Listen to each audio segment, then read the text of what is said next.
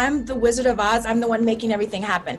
Real Housewife of Salt Lake City star Jen Shaw is running the scam of the century. I remember one time Stuart lost like about $8 million. Jen was very upset and she came down to the office late at night with Coach, yelling and screaming at him, asking him where their money is. Listen to Queen of the Con, Season 4, The Unreal Housewife, on the iHeartRadio app, Apple Podcasts, or wherever you get your podcasts.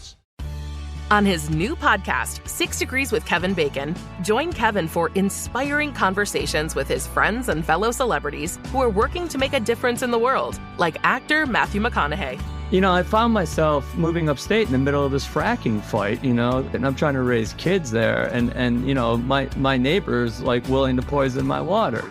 Listen to 6 Degrees with Kevin Bacon on the iHeartRadio app, Apple Podcasts, or wherever you get your podcasts. Hello. From Wonder Media Network, I'm Jenny Kaplan, and this is Womanica. This month, we're talking about trendsetters, women whose vision, style, and willingness to break barriers changed culture, from what we wear to how we behave. Today, we're talking about a silent film star who popularized what it meant to be a flapper. Let's talk about Colleen Moore. Colleen was born Kathleen Morrison on August 9, 1899. But if you were to ask her, she would say 1902. Her family moved around quite a bit, from Michigan to Georgia, Pennsylvania, and Florida. From a young age, Colleen loved dolls. She told anyone willing to listen about the fairy tale stories and complex scenes she made her dolls play out. One day, her love of fairy tales landed her at a theater to see Peter Pan. Colleen was captivated by, some might even say transported to, Neverland. When Peter Pan asked the children in the audience to raise their hands if they believed in fairies, Colleen shot up. She stood up, waved her hands around, and screamed, "I believe in fairies." The laughter and delight from the audience were intoxicating. From that day on, Colleen knew she wanted to be an actress. Colleen got her foot in the door like many actors and actresses today, through nepotism. Her uncle knew director D.W. Griffith, famously known for the film The Birth of a Nation. D.W. owed her uncle a favor. At 15 years old, Colleen went in for a screen test and left with a contract with Griffith's Triangle Fine Arts Studio. After passing the film test to make sure that her eyes, one brown and one blue, photographed well, Colleen, her mother, and her grandmother were on the first train out to Hollywood. Colleen's first role was in the 1917 silent film The Bad Boy. Her acting was enticing, if a bit rough. In one photo, you can see her intently watching the director instead of looking at the camera. As she honed her craft, she built a name for herself playing heroines and love interests. She attracted all kinds of audiences with her playful, girlish demeanor. But she knew she needed more to be a true standout star. In the early 1920s, flapper culture spread across the U.S. Flappers were young women who embraced modernity and dressed and acted as they pleased, wearing dresses that stopped above the knee and cutting their hair into a bob. In Colleen's words, "I don't know if I realized that they represented the wave of the future, but I do know I was drawn to them." In 1923, Colleen traded in her long curly locks for a sleek, sophisticated bob. That same year, she married movie producer John McCormick. Colleen had become infatuated with the best-selling novel Flaming Youth. As a wedding present, John bought the rights to the book. Colleen was ecstatic. She believed she was perfect for the main role, a young girl embarking on a fancy-free lifestyle. This was the type of dramatic role she'd been hoping to play when she got to Hollywood. When Flaming Youth was released later that year, Colleen received rave reviews. Audiences loved her flapper performance. But maybe what they loved even more was her Dutch boy-style bob. Young women across the country raced to their local salons to get the Colleen Moore bob. It wasn't just the haircut that was so appealing to women and girls. It was Colleen's air as a liberated woman, free from society's restraints and expectations. Colleen later said, "No wonder they grabbed me to their hearts and made me their movie idol." Colleen took the Roaring Twenties by storm. She booked dozens of silent films playing the part of the easygoing flapper who had short hair and short skirts. Where just a decade ago, women's clothing wouldn't dare show a knee, Colleen encouraged young girls to show off. No edict of fashion arbiters will ever swathe you in long and cumbersome skirts, she wrote.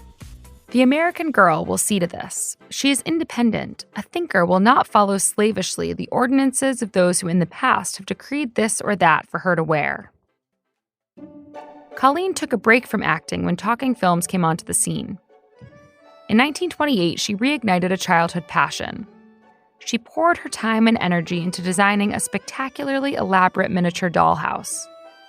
But really, dollhouse is an understatement. This was a 9-square-foot fairy castle that spared no attention to detail. The castle featured 13 fairy tale-themed rooms adorned with real gold, diamonds, and other jewels. It had running water, electricity, and a functioning radio and organ player.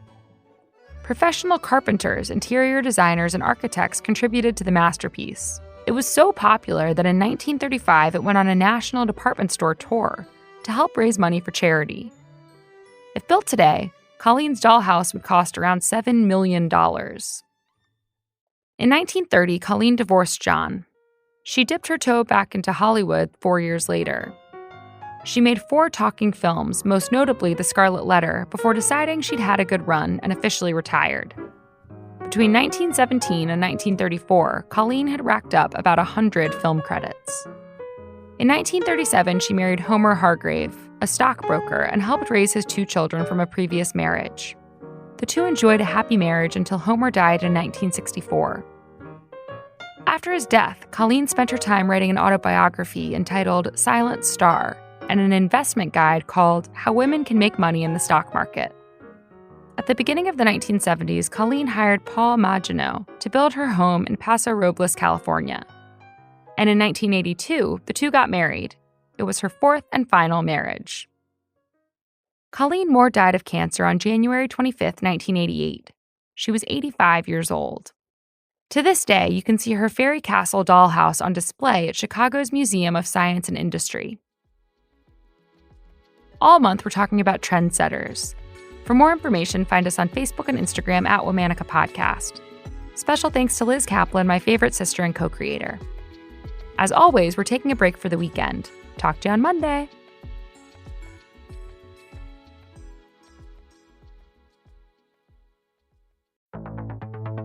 Now is the time to flex your footprint. With T-Mobile for Business and the nation's largest 5G network, inspiration can strike from virtually anywhere. So whether you're in the office, on the road, or on your PT, not quite you'll be ready for the next big thing. After all, if geography doesn't limit your business, your network shouldn't either. Learn more at T-Mobile.com/now. On his new podcast, 6 Degrees with Kevin Bacon, join Kevin for inspiring conversations with his friends and fellow celebrities who are working to make a difference in the world, like actor Matthew McConaughey.